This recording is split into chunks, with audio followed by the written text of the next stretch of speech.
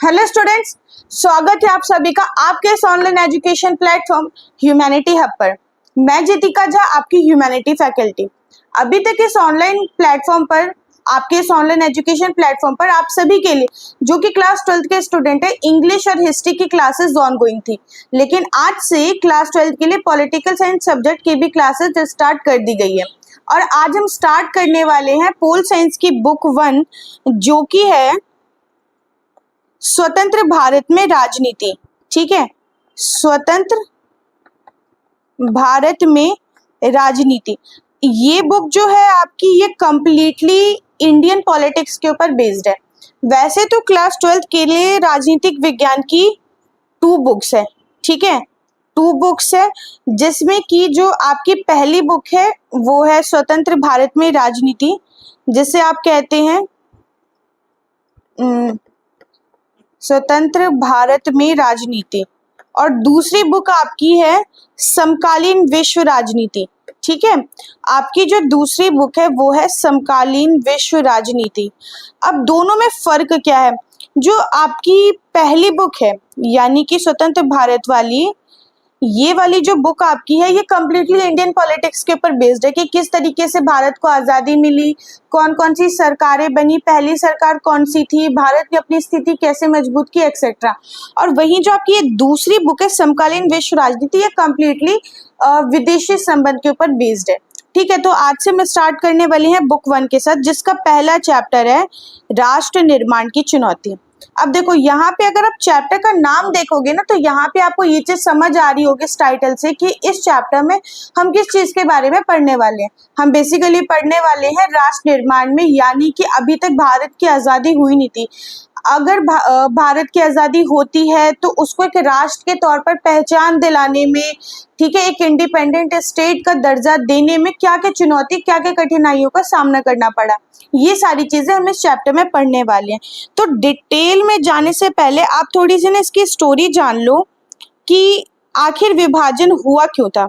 ठीक है, विभाजन हुआ क्या था? 3 जून 1947 के दिन था। भारत को आज़ादी कब मिली? 15 अगस्त 1947।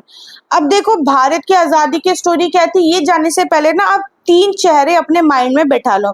एक तो ये जिसका नाम था मोहम्मद अली जिन्ना, एक ये जिनका नाम था पंडित जवाहरलाल नेहरू, और दूसरा ये व्यक्ति जिसका नाम था माउंटबेटन, जिसे लॉर्ड माउंटबेटन कहा जाता है।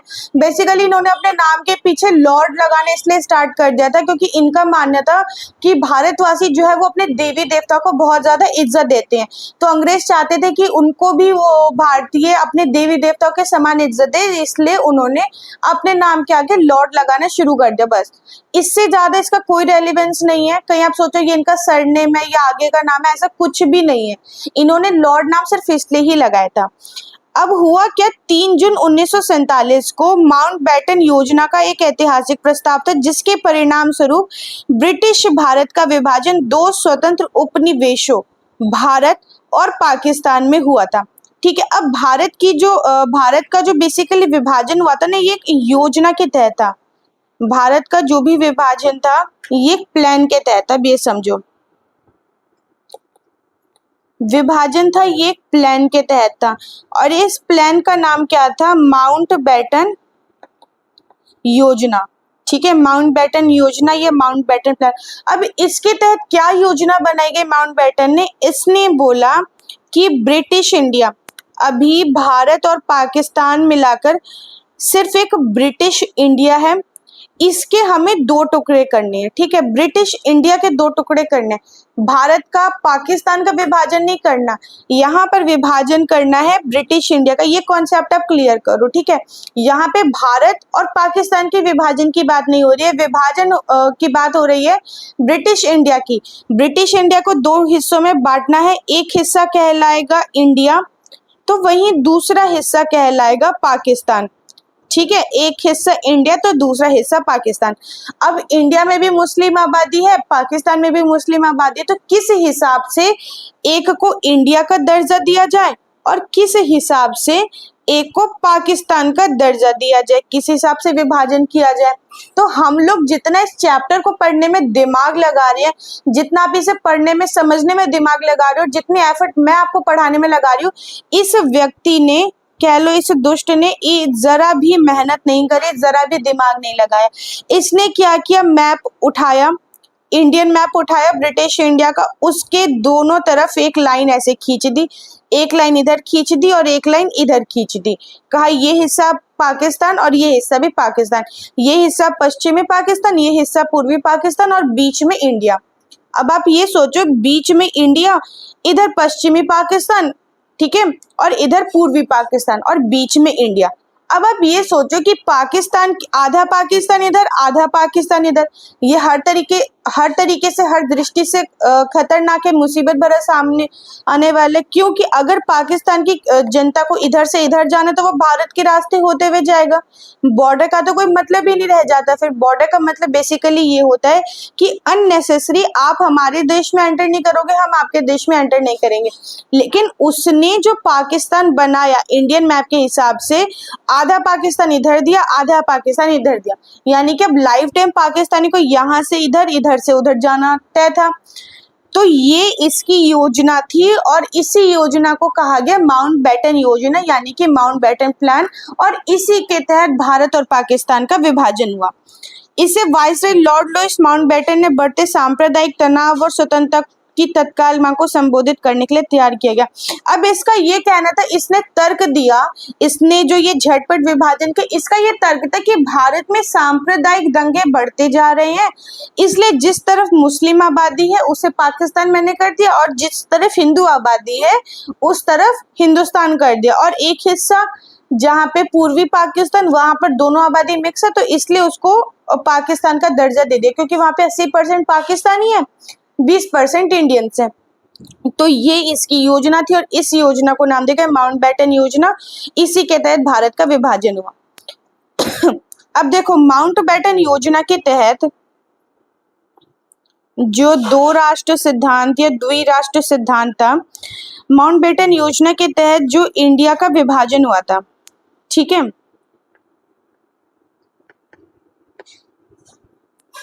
विभाजन हुआ था दो राष्ट्रों में, एक था इंडिया और एक था पाकिस्तान। अब देखो बात ये हो रही थी, अब आप थोड़ा सा इस बात पे गौर करो कि इंडिया से ना, अभी आप इंडिया पाकिस्तान ये सब भूल जाओ, अब आप ये सोचो कि एक बड़ी सी जमीन है, बड़ी सी लैंड है, और यहाँ पे कोई बाहरी लोग आ गए हैं ब्रिटिश, और वो हमारे ऊपर रूल कर रहे हैं, वो हमारे ऊपर अत्याचार कर रहे हैं, ठीक है, वो हमारे ऊपर तरह तरह के कानून लागू कर रहे हैं, तरह तरह के रूल इम्पोज कर रहे हैं, मतलब बहुत अत्याचार कर रहे हैं। तो हम लोग इनके अत्याचारों से दुखी हो जाते हैं और हमने मांग उठाई कि इंडिया से इन ब्रिटिशर्स को हटाओ, इन ब्रिटिशर्स का सफाई करो। ये इंडिया जो है ये ब्रिटिश इंडिया नहीं है, ये स्टार्टिंग से सिर्फ इंडियंस की लैंड है, ठीक है। अब बात हो रही थी यहाँ पे इंडिया से ब्रिटिशर्स को भगाना है, ब्रिटिश इंडिया से इंडिया करना है, लेकिन होते होते होते ये बात इंडिया और पाकिस्तान तक कैसे पहुंच गई। बात तो सिर्फ इतनी थी कि इंडिया से अंग्रेजों को भगाना है, जो बाहरी लोग थे उनको यहाँ से बाहर निकालना है, लेकिन ये बात फिर यहाँ तक कैसे पहुंची कि इंडिया, ब्रिटिश इंडिया से इंडिया अलग करो और पाकिस्तान अलग करो। पहले तो बात सिर्फ इतनी थी कि सिर्फ ब्रिटिश इंडिया से इंडिया करना है, ब्रिटिशर्स को हटा देना, इंडिया का इंडिया रह जाएगा। लेकिन ये सवाल कहाँ से आता है, ये सवाल या कह लो ये जो कारनामा है, ये किसके दिमाग की उपज थी, ये आइडिया बेसिकली किसके दिमाग का था कि ब्रिटिशर्स को तो बाहर निकालो, साथ में दो टुकड़े भी कर दो, साथ में दो टुकड़े कर दो। तो एक व्यक्ति था जिसका नाम था जिन्ना, ठीक है, मोहम्मद अली जिन्ना, उसको पाकिस्तान का राष्ट्र निर्माता कहा जाता है। बेसिकली उसने ये सिद्धांत दिया था द्विराष्ट्र सिद्धांत का कि जहाँ पे मुस्लिम आबादी है उसे आप पाकिस्तान घोषित करो, ठीक है, जैसे, और जहाँ पे हिंदू आबादी है वहां पर आप हिंदुस्तान घोषित करो। अब बेसिकली पाकिस्तान वाले हिस्से में सिर्फ और सिर्फ मुस्लिम है, तो इसे आप मुस्लिम राष्ट्र घोषित करो, और इंडिया वाला हिस्सा जो है वो क्योंकि सेक्युलर था, वहां पे हिंदू, मुस्लिम, सिख, ईसाई, जैन, पारसी सारे थे, ठीक है। 1940 में मुस्लिम लीग ने लाहौर अधिवेशन में द्विराष्ट्र सिद्धांत का प्रतिपादन किया और मुस्लिम लीग के अनुसार हिंदू मुस्लिम दो अलग सभ्यताओं के लोग हैं, इसलिए उनके लिए दो अलग अलग राष्ट्र होनी चाहिए। अब देश आजाद से पहले ना जगह जगह पर अधिवेशन होते थे, जगह जगह पर मीटिंग होती थी, तो वैसे ही 1940 में मुस्लिम लीग की एक मीटिंग हो रही थी लाहौर में। ठीक है, ये आप याद रखना कि मोहम्मद अली जिन्ना ने द्विराष्ट्र का सिद्धांत कौन से अधिवेशन में कब दिया था, तो 1940 के लाहौर अधिवेशन में जिन्ना ने सिद्धांत दिया था कि हिंदू और मुस्लिम दो अलग अलग सभ्यताओं के लोग हैं, इसलिए इनके लिए राष्ट्र भी दो अलग अलग होना चाहिए, कोई एक राष्ट्र नहीं होना चाहिए। ठीक है, हमें आजादी तो मिल गई थी, लेकिन इसके लिए देश को भारी कीमत चुकानी पड़ी। अब जिन्ना की बात मान ली गई। ठीक है, और हुआ क्या, 15 अगस्त 1947 को भारत का विभाजन होगा। विभाजन in the sense British India का विभाजन, यहाँ पे भारत का विभाजन नहीं हुआ। 14 अगस्त को पाकिस्तान अलग कर दिया गया। ठीक है, माउंटबेटन योजना के तहत और जिन्ना की बात को मानते हुए, इन दोनों बात को ध्यान में रखते 14 अगस्त को पाकिस्तान को आज़ादी मिल गई और 15 अगस्त को इंडिया को आज़ादी मिल गई। ठीक है, अब बहुत से ऐसे नेता थे जो इस डिसीजन के, इस विभाजन के खिलाफ थे कि नहीं, दो राष्ट्र होने नहीं चाहिए, हिंदू मुस्लिम एक ही मातृभूमि के हैं। ठीक है, एक ही भारत माता के बच्चे हैं, कोई धर्म के नाम पर कोई बंटवारा नहीं होना चाहिए। उनमें से एक सबसे महत्वपूर्ण व्यक्ति थे जिनका नाम था खान अब्दुल गफ्फार खान। ठीक है, इन्हें फ्रंटियर गांधी के नाम से भी जाना जाता है। ये 1 मार्क्स में क्वेश्चन आ सकता है कि who is known as frontier Gandhi, या फ्रंटियर गांधी के तौर पर किसे जाना जाता है, तो खान अब्दुल गफ्फार खान। इन्होंने इस सांप्रदायिक यानी कि धर्म के नाम पर जो विभाजन हुआ था, इसका इन्होंने विरोध किया था। ठीक है, और इन्हें फ्रंटियर गांधी के तौर पर जाना जाता है। अब चलो, देश आजाद हो भी जाता है। 14 अगस्त को पाकिस्तान को आजादी मिल गई। ठीक है, और 15 अगस्त को भारत देश को आजादी मिल गई। अब आजादी मिल गई, ये तो आप सभी को पता है कि देश के स्वतंत्रता दिवस पर हर साल प्रधानमंत्री जो है भाषण देते हैं। तो उस साल 15 अगस्त को जब आजादी मिली थी और भारत ने अपना पहला स्वतंत्रता दिवस सेलिब्रेट किया था, पहला स्वतंत्रता दिवस, इंडिया ने अपना पहला स्वतंत्रता दिवस जो सेलिब्रेट किया था, और जवाहरलाल नेहरू जो कि भारत के पहले प्रधानमंत्री भी थे, जो और कांग्रेस पार्टी से थे, इन्होंने अपना पहला भाषण दिया था। 15 अगस्त को देश भी आजाद हुआ था और 15 अगस्त को इन्होंने प्रधानमंत्री होने के नाते लाल किले से अपना पहला भाषण दिया था। ठीक है, as a Indian prime minister, not as a Nehru, not as a Congress कार्यकर्ता, as a Indian prime minister इन्होंने अपना भाषण दिया था। उस भाषण का नाम था ट्रिस्ट विद डेस्टिनी, यानी कि भाग्य वधु से चिर प्रतीक्षित भेंट। ये इंपॉर्टेंट है, क्वेश्चन आ सकता है 1 मार्क्स में, 2 मार्क्स में कि स्वतंत्रता दिवस पर या देश की आजादी के बाद पहले स्वतंत्रता दिवस जो था, तो प्रधानमंत्री ने अपना भाषण दिया, तो उस भाषण का नाम क्या था। क्वेश्चन का फॉर्मेट, लैंग्वेज कुछ भी हो सकता है, लेकिन आंसर यही होगा, ट्रिस्ट विद डेस्टिनी, यानी कि भाग्यवधु से चिर प्रतीक्षित भेंट। अब देखो, चाहे माउंटबेटन योजना हो, ठीक है, या फिर माउंटबेटन योजना हो, या फिर दो राष्ट्र सिद्धांत हो, या फिर जिन्ना की बात हो दो राष्ट्र सिद्धांत वाली, कुछ भी कह लो, या reason could be XYZ, Bharat का विभाजन हो गया। अब विभाजन हो गया तो इंडिया के सामने चुनौती भी आ गई, क्योंकि इंडिया नया नया इंडिपेंडेंट बना था। अब आप अगर अपना घर भी शिफ्ट करते हो ना, तो आपके सामने बहुत सारी चुनौती आती है। ठीक है, लाइक वहां पर आप सेटल कैसे होगे, आपके नेबर्स, आपके रिलेशन कैसे बनेंगे, ठीक है, आपके पड़ोसी कैसे होंगे, वहां पे आप चीजें कैसे मैनेज करोगे, अपने बच्चों को स्कूल कैसे भेजोगे, कॉलेजेस में कहाँ एडमिशन, बहुत सारे रीजंस होते हैं जिनका आपको सामना करना पड़ता है। लेकिन यहाँ तो देश की बात है ना, यहाँ पे तो आपका बहुत लोगों का नेशन ही शिफ्ट हो गया था। रातों रात जो इंडिया के मुसलमान थे वो इस बॉर्डर से पार होके पाकिस्तान चले गए, और रातों रात जो यहाँ के हिंदू थे वो इंडिया आ गए थे। तो यहाँ पे लोगों को घर नहीं शिफ्ट हो रहा था, लोगों का राष्ट्र ही बदल रहा था। ठीक है, तो जब राष्ट्र बदल रहा था, राष्ट्र निर्माण हुआ था, तो 3 मुख्य चुनौती थी। सबसे पहली, भारत जैसे विभिन्नताओं से भरे देश में स्थिरता और अखंडता को बनाए रखना। ठीक है, यानी कि यहाँ पे इतने सारे धर्म, इतनी सारी जाति, संस्कृति, सभ्यता, भाषा, इन सारी चीजों के लोग हैं। तो ऐसे में भारत की अखंडता को बनाए रखना बहुत जरूरी है। ये नहीं कि कभी ये हिस्सा डिमांड कर दे कि हमें यहाँ से अलग करना है, कभी उत्तरी हिस्सा डिमांड कर दे कि हमें यहाँ से अलग करना है, कभी साउथ हिस्सा बोल दे कि हमें भारत से अपना अलग अलग अस्तित्व चाहिए, ठीक है, कभी पश्चिमी हिस्सा। मतलब ऐसी सिचुएशन बनानी है, ऐसी व्यवस्था बनानी है कि आने वाले समय में कोई भी भारत के किसी भी हिस्से से ये डिमांड ना उठे कि हमें भारत से अलग होना है और हमें भारत से स्वतंत्रता चाहिए। मतलब सब एक परिवार की तरह मिलकर है। दूसरा, एक ऐसी शासन प्रणाली स्थापित करनी है। शासन प्रणाली क्या होती है? शासन प्रणाली वो सिस्टम होता है जिसके बेस पर देश की सरकार चलाई जाती है। एक होती है डेमोक्रेसी, जिससे आप सभी परिचित होंगे क्योंकि आपके जन्म के साथ ही भारत में ये व्यवस्था है, ठीक है। एक व्यवस्था है डेमोक्रेसी, लोकतंत्र। एक होती है किंगशिप, ठीक है, एक होती है किंगशिप जिसे कहते हैं राजतंत्र, और एक होती है ऑटोक्रेसी, एक होती है ऑटोक्रेसी, और एक होती है डिक्टेटरशिप। डिक्टेटरशिप जिसे कहते हैं तानाशाह, ठीक है। ये वर्ड अभी खैर इंडियन पॉलिटिक्स में बहुत ज्यादा चर्चा में है, तो इसे कहते हैं। तो बेसिकली टोटल 4 प्रकार की व्यवस्था थी: डेमोक्रेसी, किंगशिप, डिक्टेटरशिप, तानाशाह। इंडिया में ये सवाल हो रहा था कि किस प्रकार की शासन व्यवस्था लागू की जाए। तो इंडिया में व्यवस्था वैसे तो लागू हुई डेमोक्रेसी, और एक जो तीसरी चुनौती थी वो थी एक ऐसे समाज के निर्माण करना जिसमें समाज के हर व्यक्ति का भला हो, सबको हर तरीके के अधिकार मिले। मतलब कभी कुछ ऐसा रिजल्ट सामने ना आए कि हमने देश से आज़ादी तो ले ली अंग्रेजों से, लेकिन हम अपनी जनता को खुश नहीं कर पाए। तो बेसिकली ये सारी चीजें थी। अब देखो, विभाजन तो हो गया, लेकिन विभाजन के परिणाम क्या थे? विभाजन के इतने भयानक परिणाम थे कि एक क्लास में बता पाना, ये एक मूवी देखकर समझ पाना, ये कंप्लीटली इम्पॉसिबल है, ठीक है। ना मेरे लिए पॉसिबल है कि मैं आपको समझा पाऊँ एक क्लास में, ना आप इसको एक क्लास में देख के समझ पाओगे, ना एक मूवी देख के, ठीक है।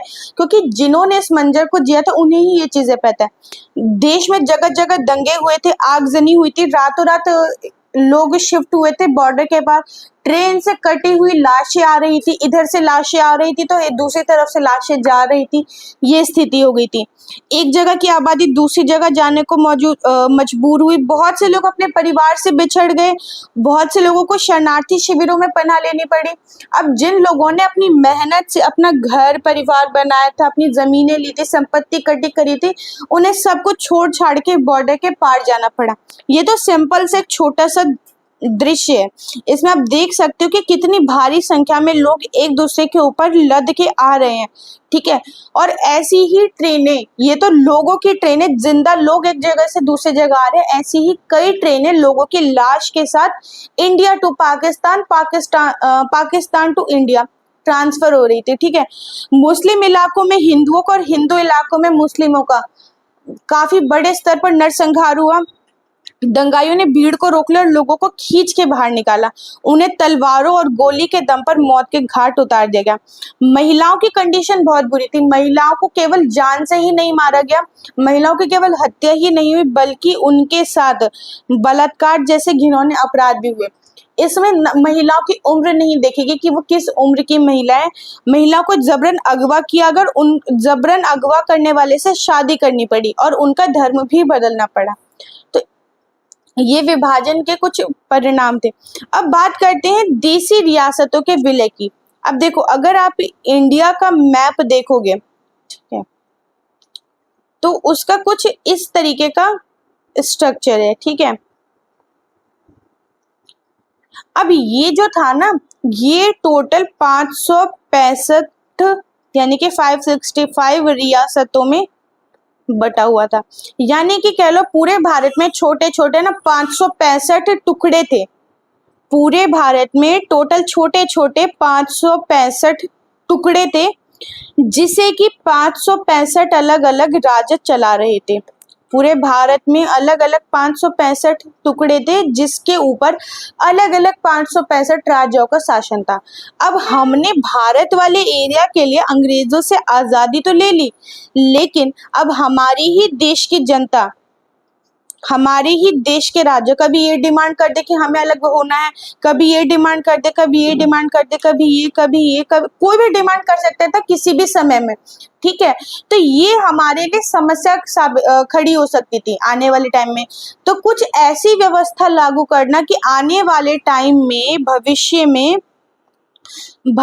में ऐसी कोई भी मांग ना उठे, भविष्य में ऐसी कोई भी मांग ना उठे कि हमें भारत से अलग होना है, हमें अपना अलग अस्तित्व बनाना है।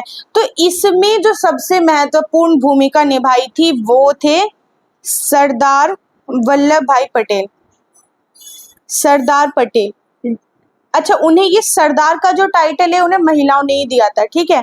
सरदार वल्लभ भाई पटेल, इन्होंने 565 रियासतों को भारत में शामिल करने में, मतलब थे तो वो भारत में ही, ऑलरेडी भारत में थे, लेकिन उन्हें ये मनाना है कि अब भविष्य में कभी अलग मत होना, हम सब मिलकर एक साथ रहेंगे। उन्हें भारत में रखने में उनका सबसे बड़ा रोल था, ठीक है। उन्हें एक तरीके से नव भारत के निर्माता के तौर पर भी जाना जाता है, और इनको आयरन मैन यानी कि लौह पुरुष के तौर पर भी इनको जाना जाता है। अब देश की अखंडता पर खतरा भी साथ के साथ मंडराने लगा। क्यों? क्योंकि अधिकतर रजवाड़े जितने भी थे वो भारत में मिलना चाहते थे, ठीक है। भारत सरकार रजवाड़ों को स्वायत्तता देने के लिए तैयार थी। अब जब विभाजन हुआ तो ब्रिटिश सरकार ने बोला कि ये हिस्सा, मान लो ये हिस्सा जो है, ये हिस्सा आपका हो गया यहाँ से, ये हिस्सा हो गया पाकिस्तान, ये हिस्सा हो गया इंडिया, और ये हिस्सा फिर से पाकिस्तान। लेकिन अब रियासतों का क्या? पूरे में रियासतें थी टोटल 565।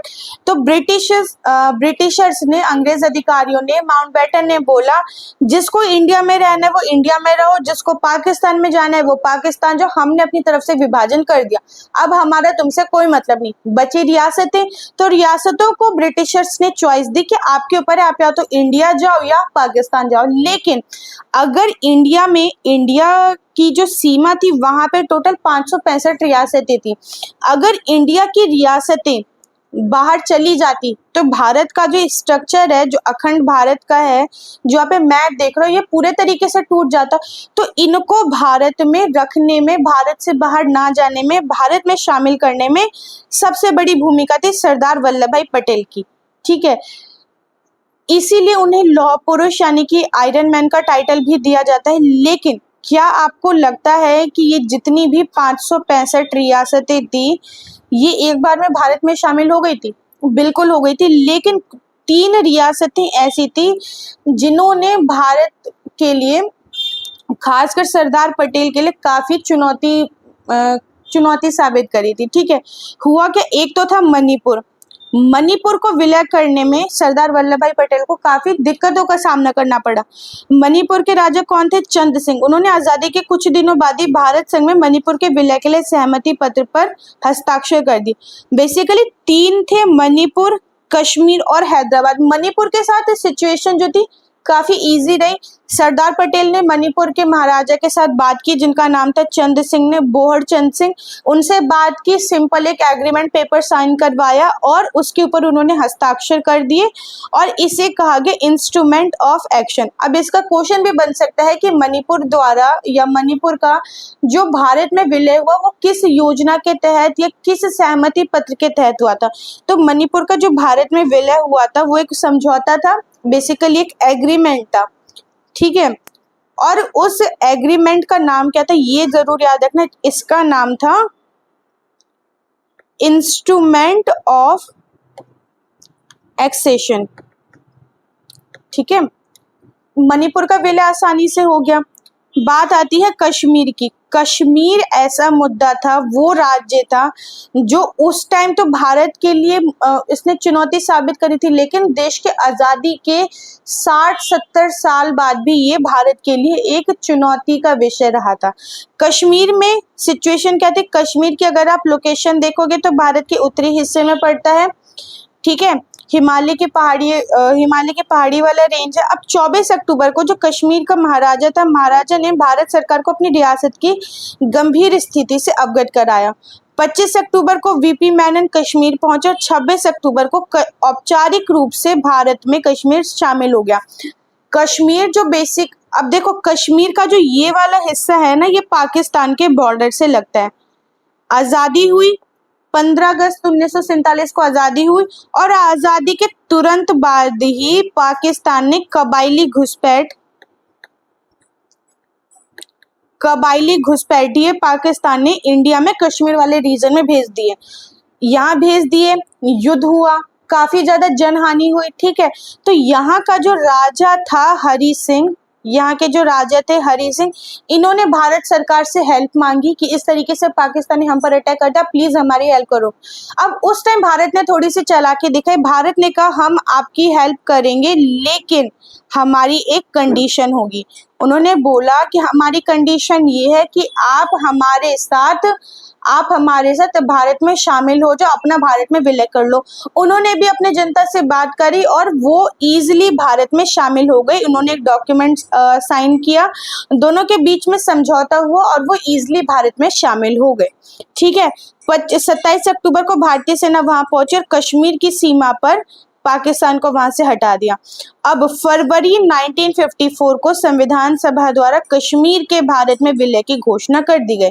देश आजाद हुआ 1947 में और 1954 में कश्मीर का भारत में विलय कर दिया गया। हालांकि पाकिस्तान आज भी दावा करता है कि कश्मीर हमारा है, ठीक है, पीओके हमारे, लेकिन उसके दावा करने से क्या होता है, वो औपचारिक तौर पर भारत में शामिल हो चुका है। नेक्स्ट था हैदराबाद का विलय। अब हैदराबाद का जो वहाँ पे जो शासक था, वहाँ पे जो रूलर था वो था मुस्लिम और वहाँ की जो जनता थी हिंदू। राजा था मुस्लिम और जनता थी हिंदू, ठीक है। अब हैदराबाद की जनता निजाम के शासन से परेशान थी क्योंकि निजाम इनके ऊपर काफी ज्यादा अत्याचार करता था, उससे वो परेशान थी और 29 नवंबर 1947 को निजाम ने भारत सरकार के साथ एक विराम संधि पे समझौता किया। इस बीच निजाम के दमनकारी शासन के विरुद्ध व्यापक विरोध हुआ, जिसे दबाने के लिए निजाम ने एक रजाकार भेजा। रजाकार जो थी वो बेसिकली निजाम की आर्मी थी। अब निजाम के अत्याचार के खिलाफ जो जनता थी, जनता ने विद्रोह किया। उस विद्रोह को दबाने के लिए निजाम ने अपनी आर्मी भेजी, उसी आर्मी का नाम था रजाकार, ठीक है। लेकिन बाद में जब भारतीय सेना की एंट्री होती है, उसके बाद ये विरोध कह लीजिए या दमन कह लीजिए, इसको खत्म कर दिया जाता है, दबा दिया जाता है। और भारत की शर्त, उसके बाद भारत सरकार ने निजाम को अंतिम चेतावनी दी कि वो भारत की शर्तें माने और भारत में शामिल हो जाए। और फाइनली 18 सितंबर 1948 को हैदराबाद भी भारत में शामिल हो गया। अब बात करते हैं राज्यों का पुनर्गठन। राज्यों का पुनर्गठन स्वतंत्रता के समय जो स्थिति थी ना भारत की, स्वतंत्रता के समय स्थिति ये थी कि 47 में देशी रियासतों और प्रांतों को मिलाकर विभिन्न प्रकार की प्रशासनिक इकाइयां थी। भाषाई आधार पर मांग उठ रही थी, भारत आजाद हुआ था, नया नया भारत बना था, भाषाई आधार पर राज्य बनाने की मांग हो रही थी, ठीक है। कुछ कह रहे थे हमारी संस्कृति अलग है तो इसलिए हमें अलग करो, कोई कह रहे थे हमारी भाषा अलग है तो इसलिए हमें भारत से अलग करो, हमें भारत से अलग रहना है। आंध्र प्रदेश का निर्माण, देखो आंध्र प्रदेश, आप ध्यान रखना, 1953 में आंध्र प्रदेश पहला ऐसा राज्य था जो भाषा के आधार पर बना था, ठीक है। और ये आंदोलन आंध्र प्रदेश के नेता पोटी श्रीरामुलु के आमरण अनशन से प्रेरित था। वहाँ के एक नेता थे पोटी श्रीरामुलु, उन्होंने कहा था कि हमारा जो संस्कृति है, हमारी कल्चर, लैंग्वेज, रीजन सब कुछ अलग है, तो आप हमारे लिए एक अलग स्टेट वो करो, अलग स्टेट का निर्माण करो, जिसका नाम आंध्र प्रदेश रखा गया और 1953। हालांकि पोटी श्रीरामुलु की मृत्यु हो गई थी बाद में, लेकिन बाद में रिजल्ट ये रहा, आंध्र प्रदेश का निर्माण हो गया, उनके लिए अलग क्षेत्र, अलग राज्य बन गया।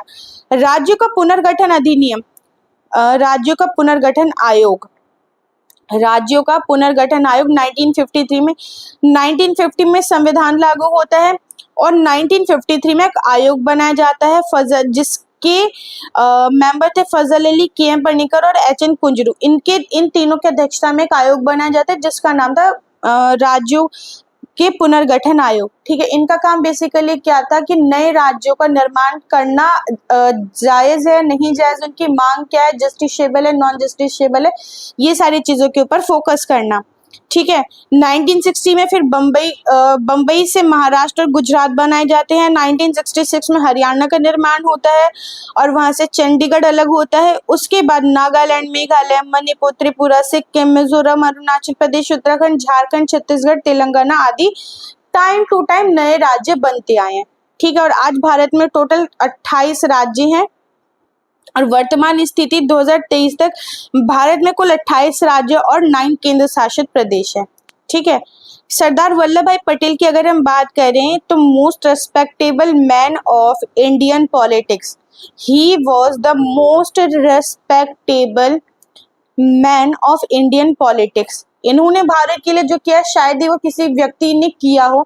आजादी दिलाई, स्वतंत्र सेनानी जितने भी थे उनका रोल अलग है, लेकिन स्वतंत्रता के बाद जो भारत हासिल हुआ, जो आज भारत है, उसके निर्माण में इनकी भूमिका अलग थी। इन्हें लौह पुरुष कहा जाता था।